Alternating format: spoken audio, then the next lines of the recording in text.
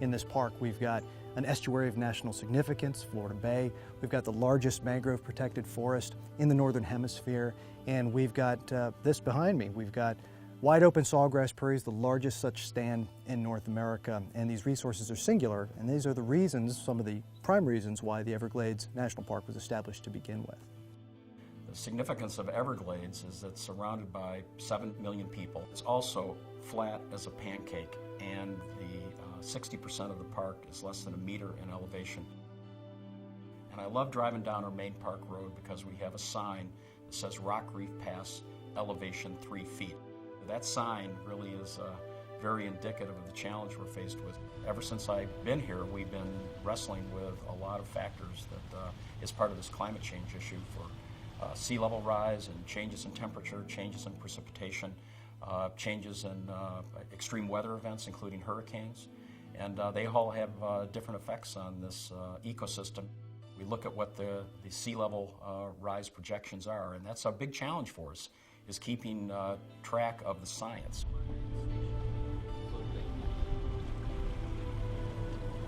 We're at Duck Key, Station DK, where we collect data on water level, salinity, temperature, rain.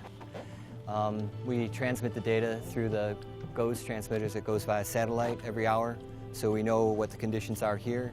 And back in our lab, it goes through a couple checks, gets pushed to our database, and then pushed out to the internet, so it's up on NDBC, so NOAA's National Data Buoy Center lab website. One of the possible impacts on the park, when you're looking at a place like Florida Bay, is its effect on salinity. Florida Bay is a series of basins covered with shallow banks, or surrounded by shallow banks connecting to the neighboring basins. So as sea level rises over time, we could expect one of several outcomes. One of them would be that the water level will rise and the bay will become more marine-like because the water will more freely exchange across the banks. The other option is that as sea level rises slowly, the plants will grow towards the light with it, and it'll bring up the bank elevation. And so in a sense, the basins will continue to have about the same amount of separation, about the same depth of water over the banks around each of the basins. And that would cause the salinity in the basins to stay somewhere near where they're at. So having collected water level data since 1990, roughly, we're starting to have a appreciable time series, over 20 years in the bay. It's nothing compared to the 100+ years that you have at Key West, but it's still a long enough period that we're starting to see in the 20-year record evidence of sea level rise right here in Florida Bay. So our tide gauge again in Key West has been noting that rise 2 millimeters every single year, more or less, over the course of a 150-year data set. And we know what's happening there. It's a 1-2 punch, both the loss of land-based ice, like the glaciers that we have in Kenai Fjords, as well as thermal expansion, is really pushing these seas higher and higher with every passing year, having impacts for areas far, far away from those points of origin, like the lowlands of the Florida Everglades. You know, we're faced with some real challenges in terms of a freshwater marsh transitioning to more of a saltwater-dominated system, and of course the species would change. And that's a real challenge for us. Coastal species moving further into the marsh is something that would be reasonably expected from a scenario with increasing sea level rise over time. What we were seeing is the northward extent of red mangroves, which we think of as typically a coastal species. And to the north of us, we're seeing sawgrass marsh, which we typically think of as a freshwater species. One of the tasks that I've worked on is to conduct inventories for rare plant species in the coastal areas of the park. And what I'm trying to do is figure out where those are, how many there are, and also make an assessment of what the potential impacts of climate change and sea level rise may be on those species. In some cases, the species are, for example, epiphytic orchids or orchids that grow on other plants, and those probably wouldn't be directly affected by sea level rise, but the plants that they grow on may be affected in the scenario of increased salinity. So the expansion of mangroves in the park may actually increase the amount of habitat available for those rare plant species, and they may become less rare over time. The mangrove forest here in Everglades National Park is absolutely massive in scope. These forests are perhaps our single best ability down here in South Florida to sequester carbon. The trees are neither exceptionally tall, nor are they especially girthy. You know, the difference is when you're walking through a grove, for example, in Sequoia National Park, you see all that biomass above ground, huge trunks of trees. Well, the mangrove systems store the majority of their biomass well beneath the water surface.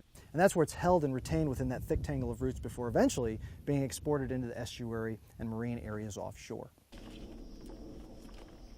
Mangroves have been known to exchange a lot of carbon with the coastal ocean, but they're much more efficient at taking up carbon than terrestrial forest.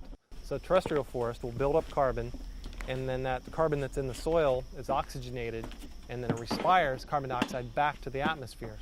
And part of why that's important here is that not all the carbon stays here in the forest. Some of it is exchanged with the tide, and the tide comes in, the carbon gets exchanged into the water column and it gets taken back out to the rivers. We started to build this tower to get an idea of the amount of carbon uptake by the mangrove forest out here. And some of the most extensive forests are located here as far as this region of southern Florida. No one had really done this type of research called eddy covariance or a flux tower research in this area of in the mangrove forest before. And so we're basically measuring the exchange of carbon dioxide between the forest and the overlying atmosphere. And if we do that continuously over and over and over, year-round, then we get an estimate of the amount of carbon that's being taken up by the forest.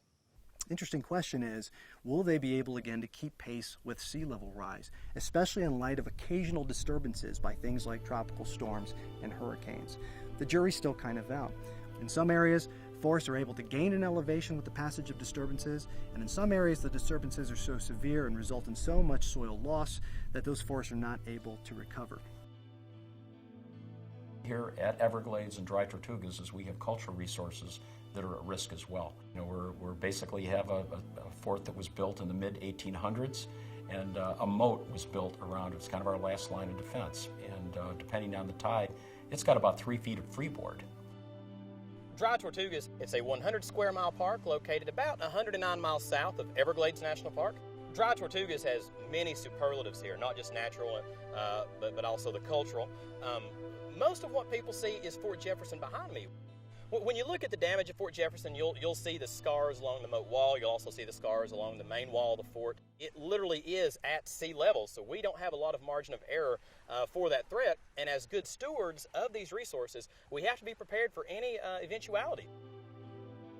We have challenges right now that out there with big storms and losing brick coping, and I'm always concerned about, with sea level rise, what kind of effort do we take? My hope is that you know, we're a place where people come, they respect rangers, they respect people who wear these uniforms. We're a place where we can really communicate about climate change. We look at our visitors that come to these parks, and every single one of them has a smile on their face, and they appreciate these places as unparalleled areas of great beauty and endless sources of inspiration.